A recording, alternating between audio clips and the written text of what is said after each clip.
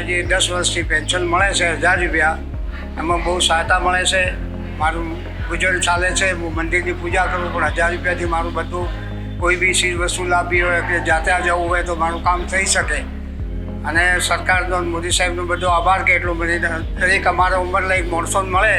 ખાવું હોય પીવું હોય કે કંઈ જવું હોય ખર્ચવા હોય તો ખુશીથી પૈસા ખર્ચી શકું. છોકરા ભાઈ માગવા ના પડે. સરકારને ધન્યવાદ કરી પાઠવીએ સાહેબ કે એટલે એમને આટલી ઉંમરમાં સહાયતા મળે તો અમારે બે પૈસા કોઈ પણ માગવા ના પડે.